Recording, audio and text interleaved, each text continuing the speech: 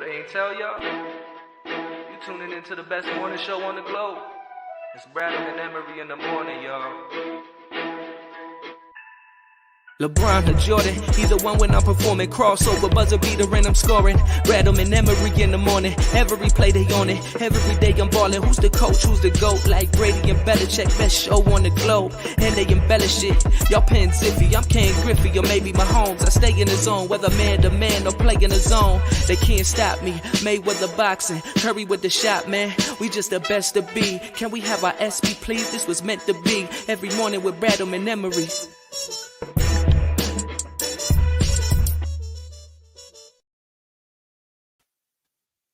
Yeah, man, you know the vibes. Bradham Emery in the morning. Marques Bradham and Justin Emery. Yo.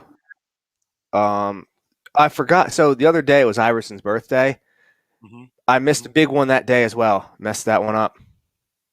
It's also Prince's birthday, and not Blue, like the artist Prince. Legend. Yeah, so I fumbled that one. But today we only have really one big thing. Now it's massive. It's the anniversary of Secretariat winning the Triple Crown. Sagittarius? Yes. Sagittarius. Look at that. Secretariat. Who's Secretariat? Secretariat. SEC. I don't know who that word is. It's the one that won the Triple Crown. Are you talking about Sagittarius? No, isn't that one of like the zodiac signs? I don't know. I'm confused now. I have no idea what's happening. A Triple Crown winner. Okay, that's all that matters. Okay, just don't worry about it. It was a Triple Crown winner. I thought it was Sagittarius was pronounced. Maybe I'm wrong. I don't know. I'm pretty sure. I don't think there's an S at the end. So I never claimed to be a horse racing expert. Oh, far from. Yeah. Far from. I am definitely a novice. I'm just going to do this now without any further ado and kind of without asking any kind of permissions or anything. But okay. Yeah, I just had to do it. You know, I didn't know when, but I just decided now. It's a good time. There's never a bad time. You do that at a funeral and people are going to get jumping. Yeah. I always wanted my funeral to resemble that of a tailgate. Okay. Yeah. We record the honor of our city. The rapper has not covered this yet. A local rapper has not covered this yet. I'm surprised a local rapper hasn't gotten this yet. Give us a nice remix. This beat. It's there. It's there for the taking. I might have to call up my man Don Martin, 10 Stacks, and get him on this. No comment. I was about to make a comment about that, but we're just gonna let that slide. Take this beat and do something with it. I was gonna make a breakfast bars comment, but we're just gonna move on. Yeah, if I can find him. Listen. You know what last night reminded me of? It reminded me of 2000. Well, first of all, the first 5 minutes of that game just felt so good. It felt so good, and I'm sure it felt good for them too because they know. They if we know, they know. They know they fumbled the bag in game one. They know that first half was not who they want to be in the series. They know all of that. So sitting around for 2 days, I'm sure was torturous. And you saw that by the way they came out. They came out with the old expression, hair on fire. And I love the politicking behind the scenes of Ben and Doc prepping the refs that, Ben's going to be on him. Let's stop the tick-attack foolishness. Like, Ben's going to be guarding Trey. Yes, he's 6'10", but he can guard him if you guys allow him to. That narrative was played out for 40 hours. I even heard they sent some stuff to the New York office. I heard some videos guarding smaller guys and the way the refs treat that. All genius stuff. So, and then it's interesting because you had Tony Brothers. I forget the other referee's name, but they call the most fouls in the NBA. Something Cousins, wasn't it? Or yes. So they call the most fouls in the NBA. So the perfect storm of the politicking and getting the office involved. Definitely helped right there. But anyway, that first 5 minutes, you can just tell it was just pent up, ruthless aggression of knowing that, listen, we're better than these guys. And I don't know what that was the first half, but we can't do that anymore. And we need to take this seriously. And Matisse Thybulle kind of alluded to it. He's like, I think maybe we were kind of still taking a deep breath from the other series and, weren't into this series from initially. He's like, that could have been an issue. He's like, but that won't be a problem tonight. And it wasn't a problem. No, far from. So, yeah, what it reminded me of was I remember back in 2001, Sixers were playing the Bucks in the Eastern Conference Finals. It's Game 6. Sixers are getting beat by like 40. They're getting beat by like 40 on the road. The game is over. They're down by 40 in like the second half. All of a sudden, AI has, I think he puts up like 26 in the fourth quarter, and they get the game within like 4. They end up losing the game by like 10, but it was one of those things where it's like, okay, yeah, there's going to be a Game 7. Obviously, we know what Game 7s are, but we're not losing this game because of this effort we put forth here. And I think psychologically it does something to the other team where, yeah, we won the game, but did you see what just happened here? And Iverson had been struggling in the series. He had a bad hip. He actually missed Game 4. And he wasn't shooting the ball the way he did again in the Raptors series or the Pacers series. So he kind of broke out of that slump. So it was a whole range of for the Bucks going into Game 7 back to Philly. That's kind of how I felt how this was, where that second half, even though the Sixers didn't win the game, the Hawks could not have felt good going into Game 2. And it had to be kind of an feeling for them, knowing, okay, yeah, we can't deal with this. We can't go to this. Because the Sixers, what they did was they went to another level, another gear that the Hawks simply don't have. When the Sixers are playing at their best, Sixers are clicking on all cylinders defensively, defensive-wise especially, the Hawks cannot compete with that level.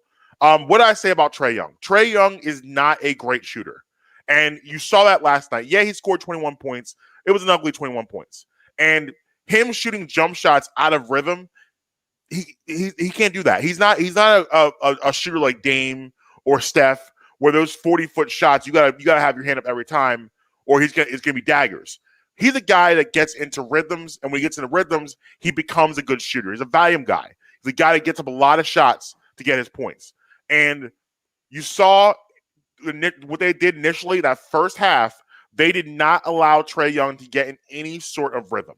He was disjointed the entire first half. I think he ended the first half with maybe 10 to 12, somewhere in that range. But it was disjointed 10 to 12 points. It did not look smooth. When he was shooting his jump shots, he was missing badly on all of his threes. And that's credit to Ben Simmons. Ben Simmons did a phenomenal job on him in that first half. And, you get a huge first half out of Tobias Harris. He was 16 in the first half, which had a nice pace. You're getting Seth Curry's having a great playoff. He's playing really well in the playoffs. Embiid gives you Embiid numbers. So the Sixers, even though the Hawks kind of kept it close, and we'll talk about that why, because this could be a concern going forward. Happened again in the second quarter. It happened again. But the Sixers they're just a better team when they're functioning all cylinders. And now, that being said, the starters I have no problem with. But yeah, if I was to say I'm not a little concerned about the bench, I'd be lying to you. You get the second quarter, that's when the Hawks make the run, because he didn't do an all bench lineup, but you're putting Toby out there with the bench, and I am concerned about the idea of relying on a 19-year-old kid. I don't like that. I don't want Maxey to be my end all be all, and it wasn't supposed to be that way, but because you weren't getting production out of anybody else from the bench, Maxey kind of assumed that role because he was a guy. He's not afraid, but he's still a kid. He doesn't know. He doesn't know what he doesn't know, and I don't want that to be going forward what we're relying upon. So you get to the third quarter, and that's when things really get crazy. You get down by 1, and then all of a sudden, Shake Milton, the reclamation project of Shake Milton, who gives you 14 points in 11 minutes. A monster 14. There's important, like, you know how it is with sports. Like, numbers, you look at a number and see a guy has a certain number and be like, oh, he played well, and he really did. Like Trae Young, for instance. He had 21 points last night. He didn't play well. He was terrible for most of that game. But he got 21 just out of, again, the volume. Shake Milton had an important, monstrous 14 points. The most important 14 points of his life thus far. He came along at a time where they needed something, and he gave them what they needed. Finally, the spark off the bench, because that's what the bench is supposed to be, right? Look at Danilo Gallinari does for the Hawks. Look at the game he had yesterday. Like, if Danilo Gallinari doesn't give you 15 in the first half, I think their doors blown off. Yeah. They get killed. So you had Gallinari and Horter were really the saviors for that team yesterday. If Horter and Gallinari don't give you what they give you, they lose by 30. But that's what's important of a bench, is a bench. Sometimes you need that spark. And for the Sixers, listen, Shake drives me crazy at times, like I'm sure he does you also. However, I recognize this year we need him. Like Korkmaz, right now, we need you, bro. Like, I'm not rooting, like, this is the playoffs now. I want a championship, so I don't have time to be saying, oh, don't play him, don't play that. Yeah, you know what? We need them out there to see if it works. I don't want them all out there at the same time. However, we need to find some sort of combination going forward when you get into the Brooklyn, it looks like the Brooklyn series right now, the way they're playing. But if we get to the Brooklyn series, we need guys like that to step up and produce. And it was awesome seeing Shake Milton finally look like Shake Milton from the second half of last year. I mean, this is the best. I mean, he had a really good start to the season, but his second half wasn't that great, and especially the last couple months of his season. But he really finally put everything together last night, and he wasn't afraid. He was, and I love the clip. They had Joel Embiid mic'd up last night, and I love the clip of Joel Embiid looked at him and he pointed to him and said, "I told you to be ready. I told you to be ready." Because, like, that's a question. We're gonna have Justin Grasso on the show on Friday, and one question I want to ask him is, you know, how hard it is for a guy like Shake Milton, who kind of was put in the bubble wrap. How hard is it to stay ready? Like, how hard is it to know? Okay, I'm disappointed that I'm not playing right now, and my job has basically been taken away from me. I was the sixth man off this bench's entire team, and now I've been basically replaced. But I still have to be emotionally invested because my time could come. And lo and behold, you're down 1, second game, don't want to go down 2. You're in danger of going down 2, and he comes off the bench and does that. It's amazing. Yeah, I mean, they had a 20-point lead in the first quarter. Yeah. Only had a 2-point lead at halftime, but it didn't matter. It felt like, even though it was only a 2-point lead, it felt like it was much larger than that. I agree. Embiid came out doing Embiid things. Now, he's very lucky he didn't get ejected. Yes. Had he gotten ejected, at that point in time when that happened, I hate Gallinari. I hate him.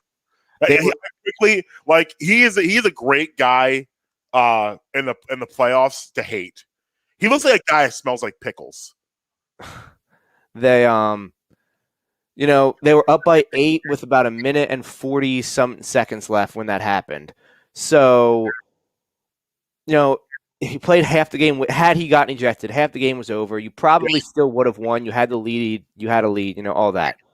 Thankfully, it didn't happen. I'm glad the refs decided to issue him a T2 because that's obviously what should have happened. Yeah. The outcome of what happened is what should have happened. If it was a regular season, they probably toss Embiid. Probably. You're not going to do that. You're going to have to do something egregious to be thrown out of a playoff game, especially the best player in the series tossing him out. Because really at that point, what you're doing is you're affecting the game. Yeah. And that, like you said, that didn't warranted being tossed. Like you saw Gallinari clearly bumped him. He did it on purpose. And Embiid he can't react, but he reacted. So and another issue is on the previous drive down. Yeah. Gallinari knocked Embiid down. And anytime you have 2 7-footers fall and there's no whistle, either side, doesn't matter which side. But anytime you got 2 guys fall to the ground and there's no call, none of that makes sense. Right. Now, granted, it was on a Curry 3, so you'd rather have that. The outcome of the play you'd rather have. But still, you can't. You have two guys crashing into the ground underneath the boards. There's got to be a foul. Back to Curry, though. The 3 was wet yesterday. The 3 has been wet for about a week now. he was hitting these shots, and he wasn't even moving the net. Yeah. Now, we had some boos for the other guy, Danny Green. Yeah, he's not having a good series. He's not having. In order for them to win, Green and Curry need to combine for like 7 threes a game. Yeah, Curry's about halfway there. He's giving that by himself. Danny Green's he's not having a good series shooting the ball. He played better defensively yesterday. However, when you played as bad as you did in game 1, the only thing you can really do is play better. Facts. You can't really go down from where you were. Bro, we need those open threes.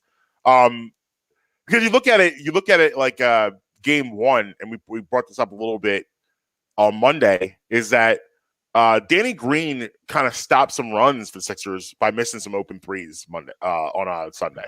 Yeah.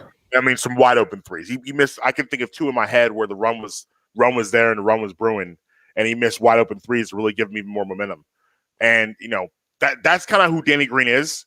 Danny Green's going to shoot you where you're really happy. He's going to shoot you where you're really sad.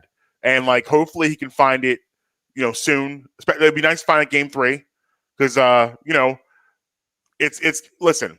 While the Sixers are a better team than the Hawks, they're not good enough where they can just show up and beat this team. No, they got to go out there and they got to like Matisse is out there locking people down, which is what you want to see. Mm-hmm.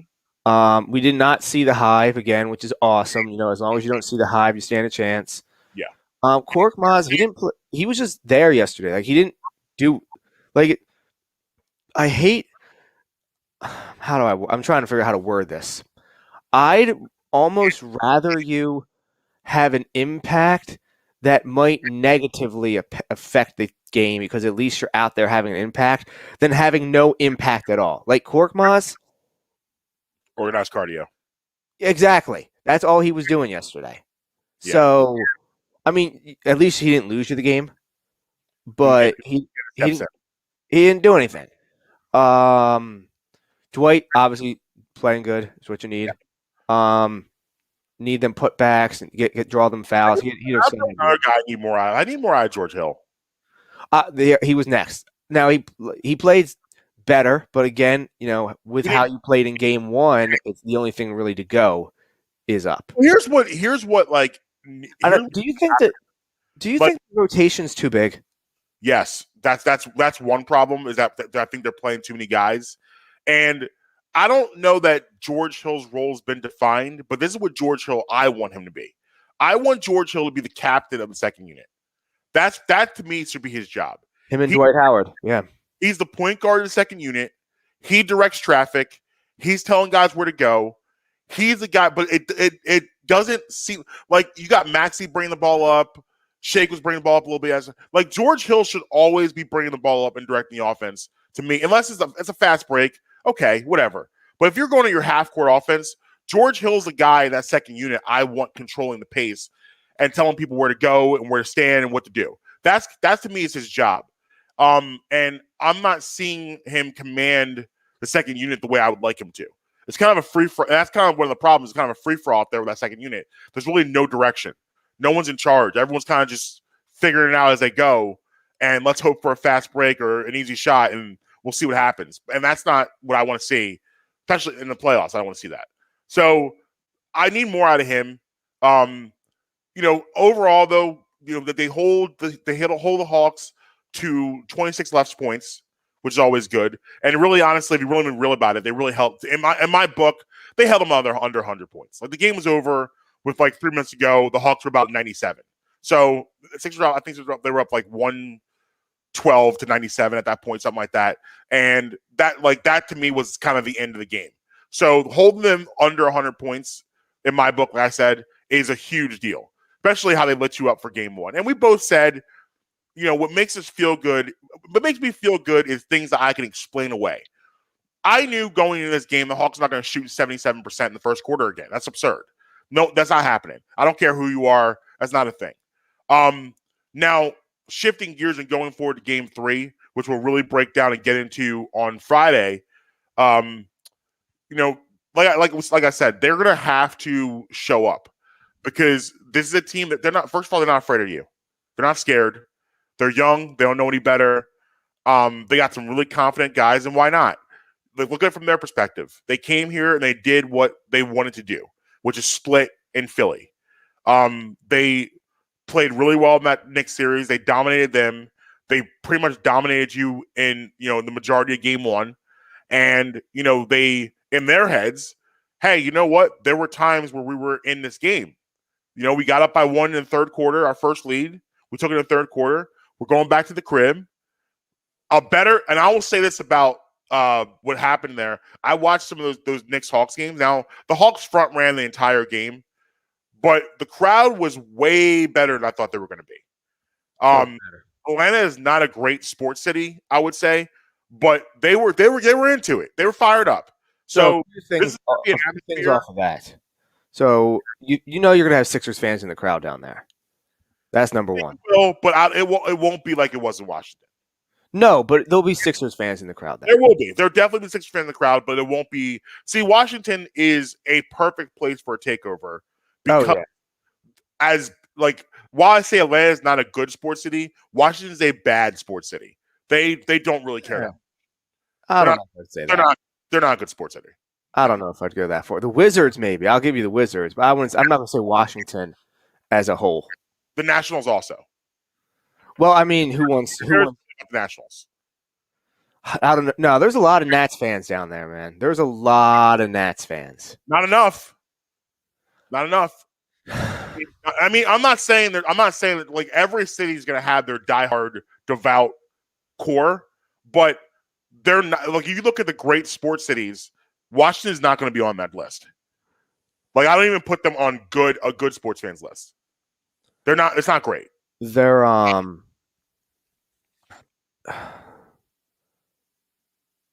right, so I'm not worried about it. Right? No, I mean, I don't know if I'm going to go Sixers in 5, but I'm not worried about it. Yeah, I mean, listen, I don't think, like, when it comes to the first couple games of the series, if you're a Sixers fan, I don't think you should be worried. You should be cautious, though. You should be cautious because, like I said, the thing is Trey had a lot different energy when they lost Game 2 against the Knicks than he had when they lost Game 2 against the Sixers. Like, I don't remember him throwing out an invite to come see him in the A last night. Do you? Well, his energy, I think, has been different this entire series. Like, he felt, I think, more like a bully in that next series, where he doesn't feel like that here.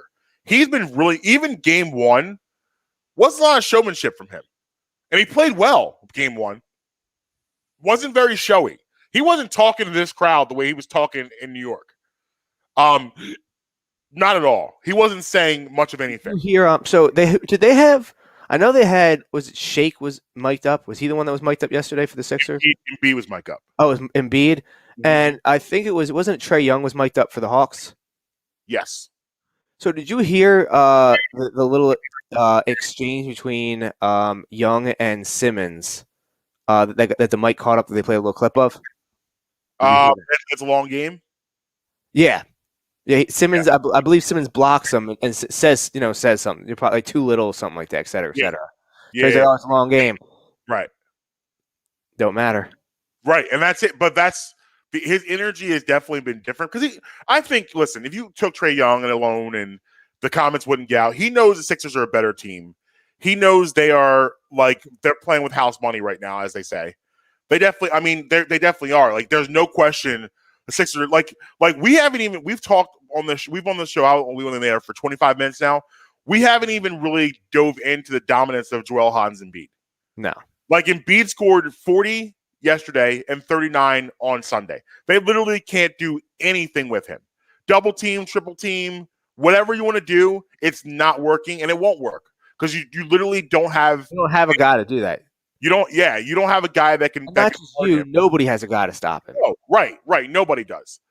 So that aspect of it, Trae Young knows they're a better team. He gets that. This is not the New York Knicks. It's just not. I think he was very confident in that series that, yeah, we're going to, whatever happens, even if it is this game, it doesn't matter. We're way better than this team. And as a player, you have a feel, you know that. But you go to the park, you know a team, it's like, okay, this is gonna be a long night. Oh, yeah. Or okay, we're going to handle this team and move on. And the Knicks we're going to handle you and move on. Six is going to be a long night. However, I caution the fan base by letting them know, like, game 3, be cautious. Be cautious. Because this is a game, to me, it's always, when you're tied 1-1 going back to an opponent's place, this one is the toughest to get, is that game 3. So, the Sixers are currently a 2-point favorite. I did not know that. So, they are a favorite right now in Atlanta. Obviously, it's hard. We're like a 5-point favorite. I believe it ended at 6.5 yesterday. Well, I'm saying for game 3, they're kind of like a 5-point favorite because the home team usually gets 3. Oh, yeah. So they're really giving them like 5, which is giving a lot of respect to the Sixers, as they should get respect. This is the best team in the conference. And again, you look at the 2 games we've had, games 1 and 2. What have we really seen to tell you that the Sixers are not a better team than the Atlanta Hawks? Nothing I have seen tells me they're not a better team. That's fair. So, before we put a bow on the Sixers, you got any other points regarding game 2? No. Like I said, I'm very pleased with the result. Kind of what I expected. The first 5 minutes felt so good. See him go up 23-6 and really come out with a purpose and really make sure, listen, we're letting you guys know from the beginning this is not your night. And that's what you need. I hope they keep that same energy for game 3. We'll get to game 3 a lot more on Friday. And remember, Justin Grass will be joining us from Sports Illustrated to talk and break it down with us. Love it. Yeah, I mean, there's no game tomorrow. They have the travel day. So, as you said, we'll be breaking down game 3 on Friday. Yes, sir. So, I have a NHL playoff update. Do I do it now or do I do it on the other side of the break? Playoff update. Look at you. Playoff update. Let's do it on the other side. Do it on the other side? All right. Well, let's pay some bills then. And Garrett Cole not understanding the law. Oh, yeah. Well, we'll get to that too. Rule number 1, never incriminate thyself. Yes. Brown Emery in the morning. Marcus Brown, Justin Emery. We'll be right back. Looking for authentic Mexican food close to home? Great news. District Taco has opened its newest location in Abington, Pennsylvania, and they'd love to fiesta with you. Offering Yucatanian fish tacos, burrito mojados smothered in delicious salsa, and crispy sweet churros, District Taco has it all. Try out the newest location or check out their website, districttaco.com, and come back for more. District Taco. Always fresh, always Mexican. Hi, I'd like to talk to you guys today about my friends at Uncle Mike's Homemade Ice Cream. USA Today selected Uncle Mike's Homemade Ice Cream as the best ice cream parlor in Pennsylvania. Uncle Mike's is a family-owned and dedicated to the production of premium quality and gourmet ice cream and sorbet, made fresh daily on the premises using the highest quality ingredients available. Uncle Mike's features over 30 unique delicious flavors offered in scoops, sundaes, shakes, and special order ice cream cakes and pies. Uncle Mike's Homemade Ice Cream is located at 537 York Road in Warminster and is open all year round. Visit Uncle Mike's and let their friendly staff serve you happiness one scoop at a time. Justin Emery here to tell you about Beef Jerky Outlet in Langhorne. Sharon and Michael are the owners, and they have the best beef jerky around. You can never go wrong with the maple bacon, but my personal favorite is the honey barbecue turkey jerky. Turkey jerky? Yeah, I said it, turkey jerky. It's getting warmer out, which means grilling season. And what better way to top your meat than with Beef Jerky Outlet's very own sauces? Spicy chipotle, sriracha horseradish, and roasted pineapple habanero are just a few of your options to choose from. Located at 110 Lincoln Highway at the corner of Oxford Valley Road, for shipping nationwide on their website, beefjerkyoutlet.com/Langhorne. Use promo code BREMI for 10% off and say, yo, Justin sent you. Hi, I'd like to talk to you guys about my friends at Amy's Pizza. Amy has a plethora of pizzas for your munching pleasure, especially pizzas such as Hawaiian, margarita, and taco. Taco actually being my personal favorite. And also plenty more. If it's sandwiches you desire, they've got those too. Cheesesteaks, burgers, hoagies, even gyros. Amy's offers pickup and takeout options. Also, they're available on Grubhub. Amy's located at 332 York Road in the heart of Hatboro. You can call them today at 215-957-1000. Again, that's 957-1000. Every Friday, we're bringing you bits, but it's especially hilarious to me knowing what I've seen happen in McDonald's locations over the years. Hell, what I've done in McDonald's locations over the years. Hits. Always winterize your pipes. I think that is such a funny... And everything in between. See, it's the opposite. You don't see it, and he was totally about eating that baby. We are Twitty and the Brand. We're going to ruin something that you love. New episodes weekly on all your favorite podcast streamers. Yeah, man. Welcome back. Brad Amy Morning. Marques and Justin Emery. Yeah, man. Hockey updates? Hockey updates. On the rink. Let us know. So yesterday, they had a Game 5 in Denver. The VGK against the Avalanche. Okay. Vegas pulls it out 3-2 overtime win. Wow. To take a 3-2 series lead and take Game 6 back to Vegas. Look at that. Yeah, Colorado scored with like 2 seconds left in the first period. Then they got a quick one to start the second. Went into the third, up 2-0. Avalanche is the number 1 seed, so up 2-0 at home going into the third. Chances are they're gonna come away with the dub. 2 quick goals to start the third period, and then Captain Mark Stone knocking in the overtime winner like 20 seconds into overtime. Wow. He came up, he blocked a shot on defense, and then just took the puck to the house and knocked it in. But I mean, that's why you got the C on your chest, right? Yeah. C on your chest is a big deal. And it's about the extent of that update. Well, I appreciate that. Thanks for letting us all know. No problem. So I'm not sure when Game 6 is, but I will there'll be an update for Game 6 too. So how many times I'll have an answer for everybody on Friday.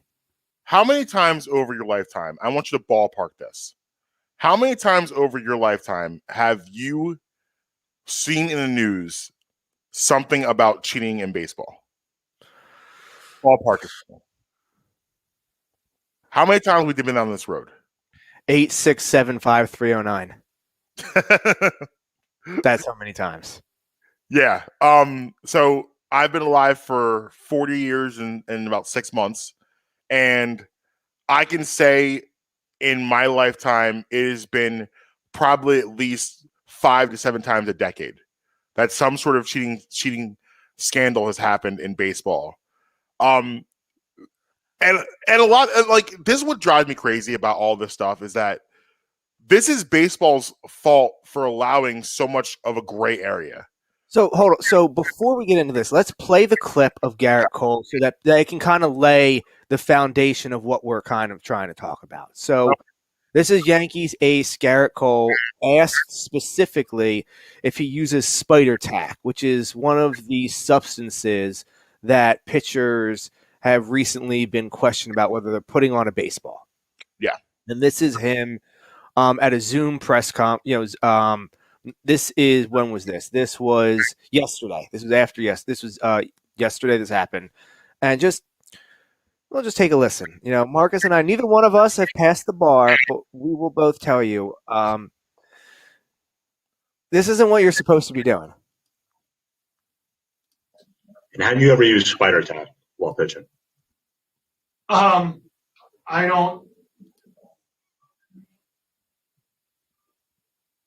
don't know. I don't know if I don't quite know how to answer that, to be honest. I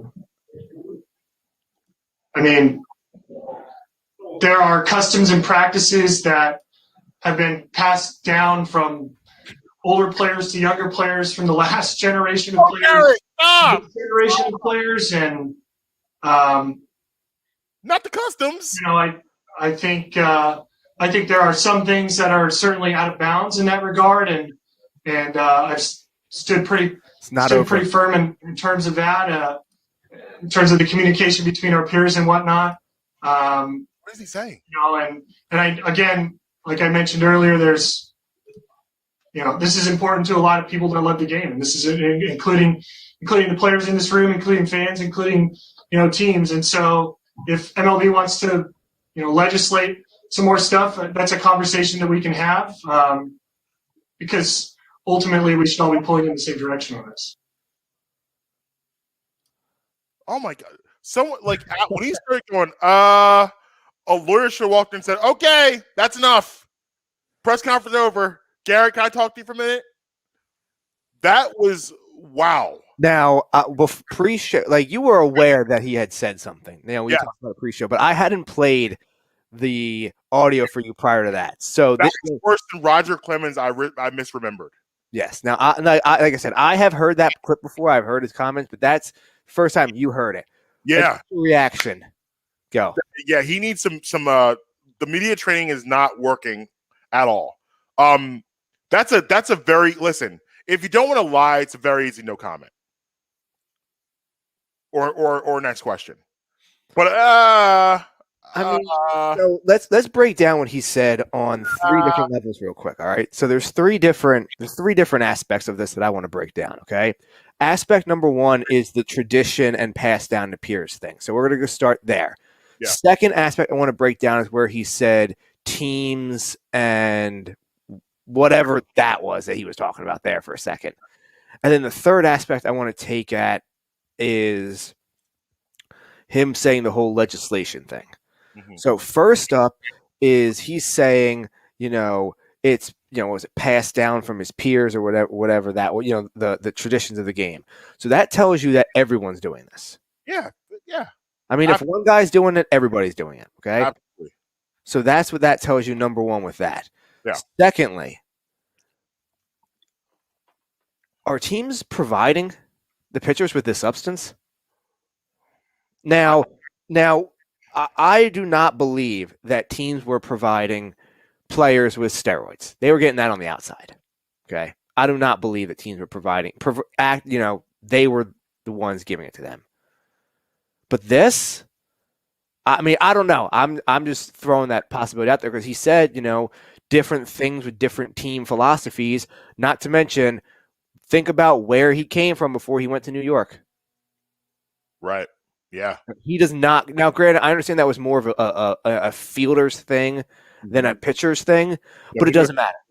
Listen, I mean, this is the problem with baseball. And I can go back to the Phillies teams, the really good ones from 07-11. There were all the stuff out there about things that they were doing, about stealing signs and, stealing signs from the outfield and getting it back into the hitters and things of that nature, and what's okay and what's not. Like, there's baseball is such a convoluted gray area, and there's no concrete punishments for any of this stuff. And it's like when baseball up and decides that they're upset about cheating, that's when they investigate it. Meanwhile, this goes on every year. And that's why, like, when it came to the Astros thing, you had so many people outraged. And I'm like, well, wait, what are you upset about? Are you really inclined to believe that the Astros are not the first team to do in-depth cheating like this? And they're just they got caught. Like, this was a high-level, high-tech cheating, and it's something that we hadn't seen done before. The way they did it.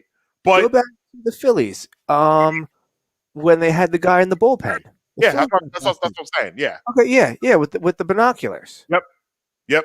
Like, and that was a big that's pretty much like that. The Phillies had to crawl so the Astros could walk.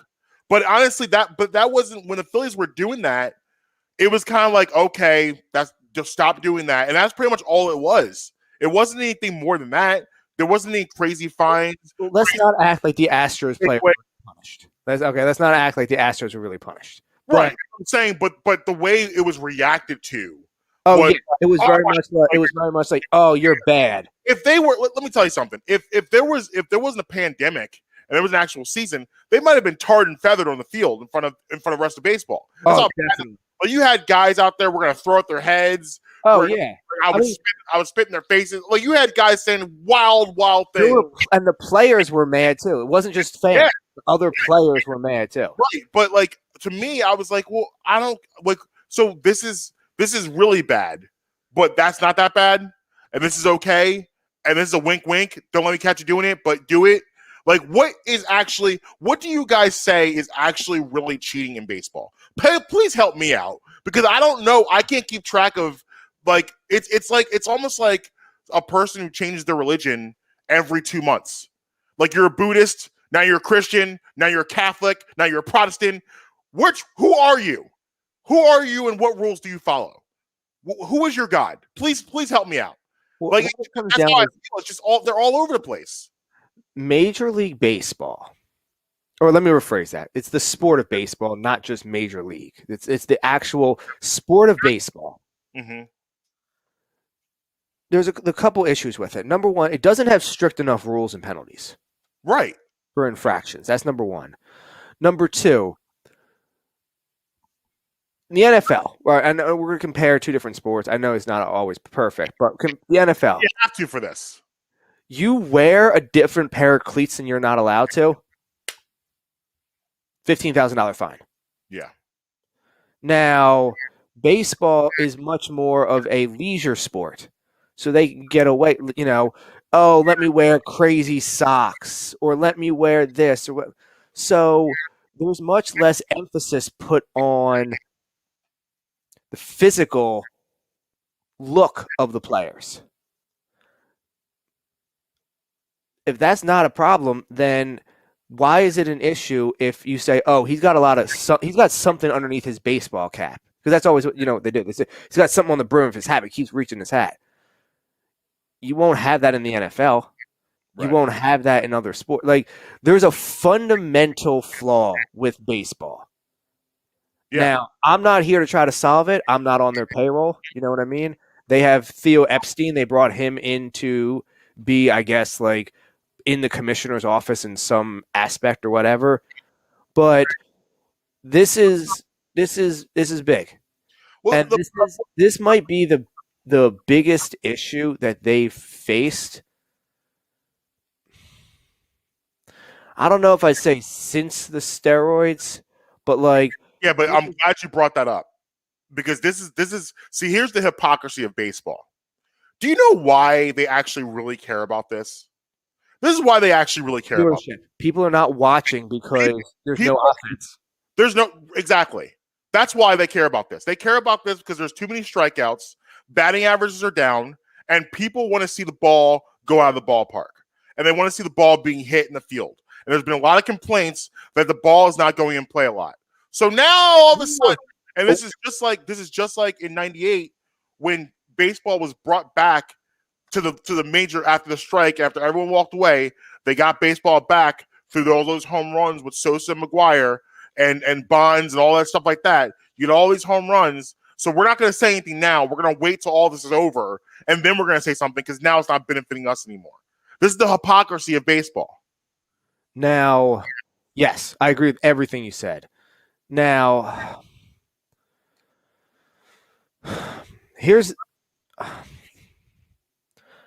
you're not going to, so the ball's not going in play enough because the pitchers are too good. The pitchers are getting better at a faster rate than batters are getting better. It just is what it is.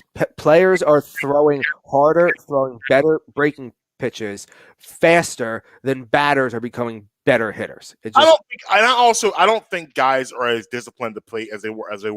No. Launch angles, analytics, all that. The concept of small ball is dead. Right. I actually heard this. Well, I'll get to the comment I heard in a second.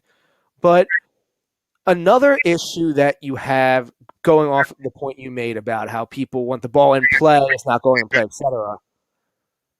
Now, an issue that baseball has that I don't think, now this next one I'm about to bring up, should be mandated. But you have the problem with the shift. The shift is a major problem. Yeah. But as I look at the shift as a strategy, not cheating or anything. So how can you mandate strategy in the field of play? Right. Yeah. So my thing to baseball to beat the shift is get your hitters to hit better. Right. Stop pulling the ball. Like shift couldn't have worked on Tony Gwynn. No. Oh, are you kidding me? The shift could. If they shifted Tony Gwynn, he'd bat 500. I swear to God, he'd bat 500. Right, and they tried to shift Barry Bonds, and that didn't work very well. Because they were better hitters, And these guys can't go like those guys back then could hit the ball wherever they wanted to hit the ball. Mm-hmm. They wanted to hit it to right field, it's going to right field. They want to hit left field, it's going left field, left center, whatever. It's going wherever they want it to go. Guys today cannot do that. They are trained, like you said, the analytics, the launch angle, all that foolishness. They are trained to do one thing and one thing only. Doesn't matter if you're a leadoff hitter or the eighth hitter in the lineup, you were trained to hit the ball out of the ballpark.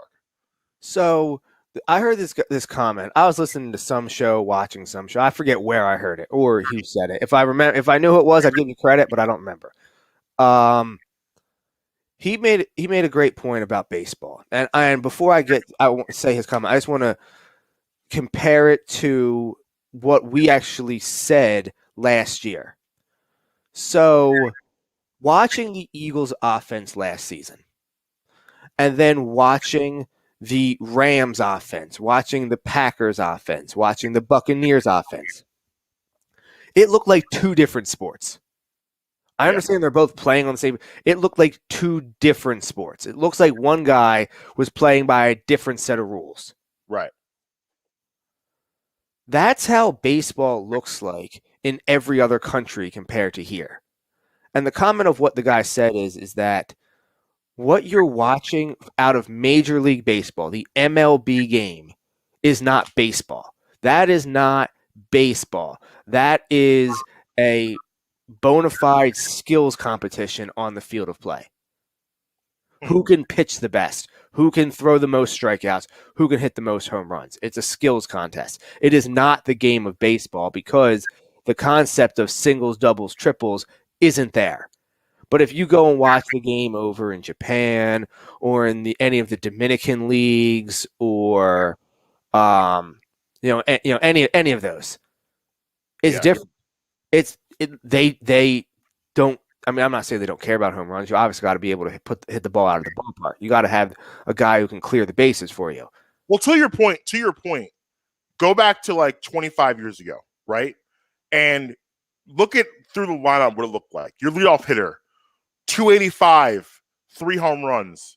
Your second guy hitter, 295, 7 home runs. Your third guy, 314, 24 home runs, insert RBIs. Your cleanup guy, 268, 40 home runs.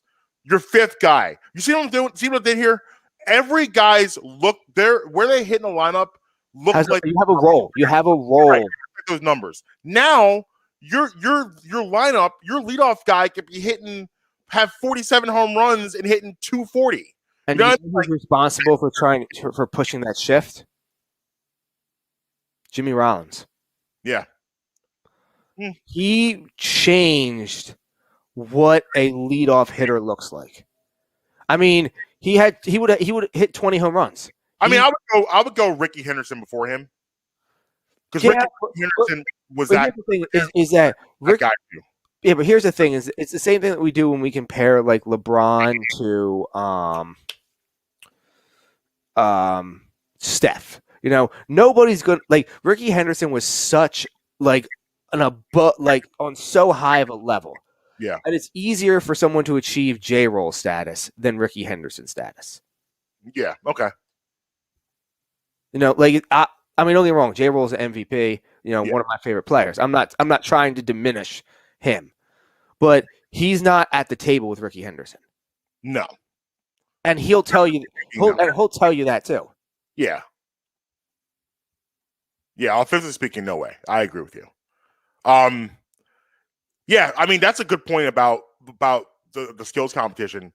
I just don't at this point now. Baseball is in such a bad place. I don't know what they can do to rectify the reputation, because the reputation of baseball, and this is another problem too that I always see with baseball, is that the players are given too much freedom to police the league. You don't see that in other leagues where the players are really in charge of everything that kind of happens on the field, and it's just kind of this thing where it's this alliance of players and it's their job to make sure everything runs smoothly. And the front office, I'm talking about Major League Baseball front office, like the head front office, New York City, they don't really get involved in a lot of stuff. And when they do, they butcher it. Right. And like there's no it's like having a school with no real principal and saying, Justin, you're in 5th grade, you're going to police the school though. That doesn't make any sense. Or, even a senior in high school, it doesn't matter what grade, what illustration you want to use. You don't allow your inmates to run the asylum. Mm-hmm. Like, there needs to be some order. There needs to be constant order, and baseball doesn't have that. And it seems like they only step in, like I said, when it's convenient for baseball to step in. And there's the hypocrisy of the whole situation is that if all they care about is the opportunity. If people were saying, oh my gosh, the pitching in baseball, it's amazing. These guys are so good. We love all these strikeouts. They wouldn't care. They wouldn't care at all. You're only hearing from them now because this is a problem to their bottom line. And as a business, of course you care about their bottom line. But the rules should be the rules no matter what. Like in the NFL, the NBA, those leagues, the rules are the rules no matter what. Whether we're up, whether we're down, it doesn't matter. These are the rules. You must follow them. You know whose opinion I don't want to hear on this? Bud Selig? He's not the commissioner anymore. It's Rob Manfred. No, he's not, but he talks a lot. Does he? I haven't. No. Anyway, my point is Tony La Russa. Oh my gosh, yeah. I don't want to hear anything from Tony La Russa ever. I don't even like the fact that he's managing. It makes me uncomfortable that he's a manager of a baseball team. Because he's part of the problem, really. And like, a guy like Tony La Russa, who is a universal scumbag, and everybody knows, well-known garbage bag, universal scumbag. This is a guy that should not be managing a grocery store, let alone a Major League Baseball team. And he also should not be driving in many states. No, he should not be. So yeah, so baseball, as usual, has their work cut out for them, and this is a sport that's dying at like it is sad for me because like we talk about this all the time. Baseball is most people. Baseball is their first love. It's usually baseball or soccer, and then usually one of those two are eclipsed by basketball. Yes, I would say that our generation, particularly because the first thing we did was play Little League, and Little League is where you fall in love. And you fall in love with the idea of it. And then just the fact that baseball is associated with summer. And what kid does not love summer? So all of those natural factors, the laziness of the game works perfectly with summer. You remember your first time going to a ball game with your dad or your uncle or wherever. And sitting there and how big the stadium looks and getting your sunflower seeds and keeping score. And all those amazing, the smell of everything, the grass, all of these awesome things that you associate with baseball is being taken away by all of these things that we're seeing because these kids are growing up differently, and baseball is going to look around and no one's going to care anymore because it's already starting to trend that direction. Because I'll be honest with you, and I know it has a lot to do with like the Phillies also, but I'm caring less and less every day. Oh, yeah. And like you said, a lot of that is because the Phillies suck. Yeah. But here's the thing. It's bad for a sport when if your team isn't good, the fans check out. Yes. Because then you're not growing it at all. And let's be honest, at the start of any sport in any season, there's only maybe about half a dozen to maybe 10 teams that actually could win the championship in any sport. Yeah. I'd say in baseball, there's maybe only 5-6 teams that actually you're like, okay, they could win the World Series. Yeah. Which means you're alienating 25 markets right out of the gate. Because I did not go to a Phillies game this year, and I can tell you by how they're playing, I will not go to a Phillies game this year. I have not watched a Phillies game this year, and I can tell you by how they're playing, I will not watch a Phillies game this year. I will say this about baseball, though. Another reason why it's liked so much is while you are right, there are 5 teams that are predicted to win. Baseball is the one sport where you get a team together and a chemistry hits and they go to the World Series. You don't have that in any other sport. Like the 93 Phillies, for instance, the Kansas City Royals a couple years ago, the Oakland A's from the Moneyball year. You can have stories like that in baseball that you don't get in other sports. You just don't. No, that's true. That's why I think baseball. You always have that opening day wonderment of could this be the year? Everyone realistically can say that, at some point in baseball, especially if your team gets off to a hot start. It's like, oh, we're gonna have a great summer. This is gonna be great, and have that excitement that you don't get in other sports. Two of the things that piss me off most about all the pro sports happen in baseball. Number one is that baseball, you can't trade draft picks in the draft. The draft is basically non-existent in baseball as far as like the interest. That needs to be changed. Yeah. Like you want people look at what the NBA lottery night is. Yeah. Look at what the first round of the NFL draft is. I guess I know hockey has a draft. I don't know anything about it though. Yeah, it's not that. It's kind of on the par of baseball, where it happens, but it's not like anything. Well, that's all that has to do. Also, but you got to give credit for the drafts in basketball and football to the success of the college sports of those arenas. Like baseball, college baseball is not nearly as big. College hockey is not nearly as big. So a lot of these guys in basketball and football, they know these guys coming in. Yeah, so that is a good point. Like who's sitting there watching college baseball on a regular basis or college hockey? I don't even know if college hockey is even on television. Probably is. I just don't know. The only thing I know about college hockey is that Penn State's really good, and that's about the extent of it. Yeah. I don't know anything else. But I know Penn State has a good team, and that's about it. They can barely get people to watch professional hockey, so college hockey they're definitely not put on TV probably, unless you have like the cable access channels. I don't even know how you would acquire watching college hockey. Yeah, it's a lot. I'll report back on that on Friday because now I'm curious. Now I'm curious how that'll happen. I'm sure someone's doing it. It's just not me. Yeah, no, it's not me either. I don't know. Baseball, you knew they were going to be you knew that as technology and everything happened, blah blah blah, all that, baseball was going to die down. I just didn't expect it to die at this accelerated rate. Yeah, I didn't think I'd still be a younger side watching baseball die out. I thought there's a good chance that it will. I feel like my generation and your generation are the last two of the baseball generations. I agree. The game is universally loved, and that's sad to me because as we talked about how much baseball means to both of us and our childhoods, and these kids don't care. These kids are basketball and soccered up. That's what they're doing, and no doubt about it. And I get it. I get it because soccer has always been a global phenomenon, but it's definitely in the past 10 years made major inroads in the United States. So, and basketball has been global for 30 years now. And, basketball is quickly approaching football in popularity in America, in the United States. Yeah. I mean, NFL is still king, but the NBA is clearly number two. And rapidly approaching. Yeah. So, but before we get out of here, and before we sign off, we haven't wore any tinfoil hats for a while. Yeah, we haven't. So we're going to put those back on.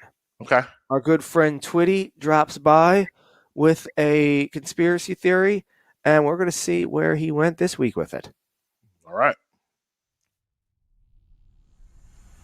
If you're like me, you may have spent a nice chunk of your life worried about planes falling out of the sky into your neighborhood, mainly from watching Donnie Darko at a young age. This was the reality for residents of Lockerbie, Scotland on December 21st, 1988. What happened to Pan Am Flight 103? I won't spend much time talking about the specific perpetrators who blew up Flight 103. I want to talk about the conditions that made it possible. Throughout the 80s, as you might be aware, the CIA had a knack for making some pretty wild decisions about where to find the money for the stuff they couldn't report to a budget committee. To this end, they managed to arrange for Syrian nationals to ship heroin to the U.S. using Pan Am flights where the suits would ensure that their bags wouldn't be searched. So the story goes, the Libyan terrorists found out about this handy-dandy loophole and swapped bags with the one marked for safe passage, getting the bomb through security screenings with ease. One even darker version of the theory claims that the CIA knew about the threat, but chose not to expose it because of American intelligence officers who were on the flight, who were en route to Washington to give their superiors details of the CIA's vast drug smuggling network. The details of this day were litigated pretty relentlessly for over a decade, but no direct evidence ever surfaced of the CIA's involvement or the logistics of the bomb's placement being linked back to their rogue operations. With that in mind, I find the whole thing a little too believable.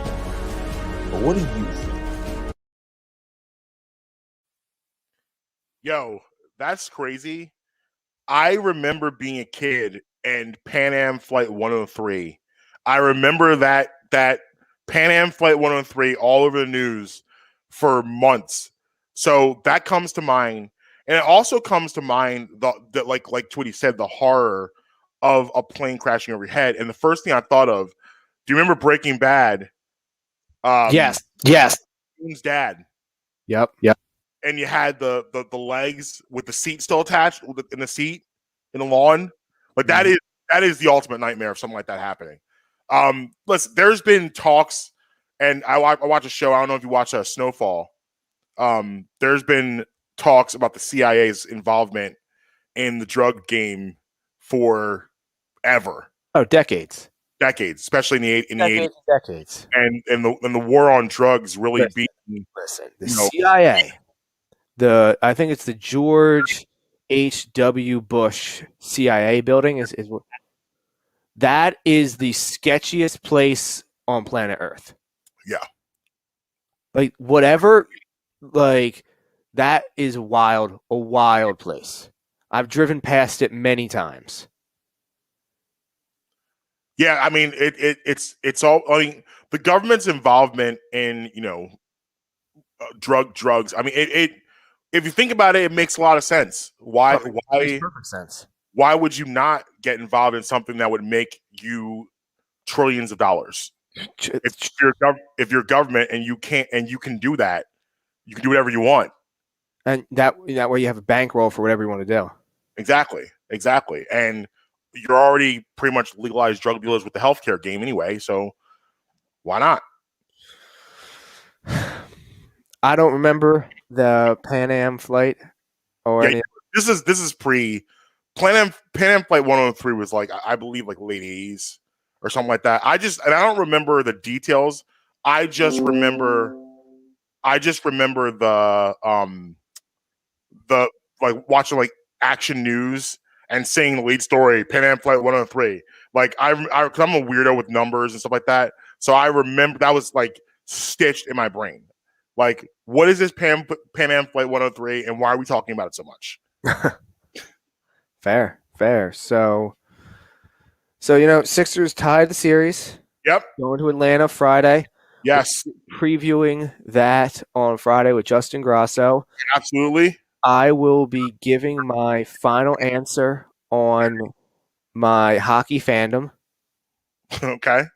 And we'll have some hockey and all to get to. We will. Friday. Yes. And we will be debuting a new game. Okay. We're debuting a new game. We'll see if Marcus is as good as we all think that he is. All right. Okay. I like it. Follow me at Marcus Be Tweeting everywhere. At Justin and Michelle on the Bluebird app. Brad and Memory Pod everywhere. Get all your awesome gear at bradandmemoryshow.com. 10% off the code Bremy. Beef Jerky Outlet. And remember, we'll be there 2 weeks from today. 23rd of June, 11 a.m. Come out and see us and buy some jerky. Oh, yeah. And until next time, you can be with us, you can be against us, but you're never going to stop us. Late.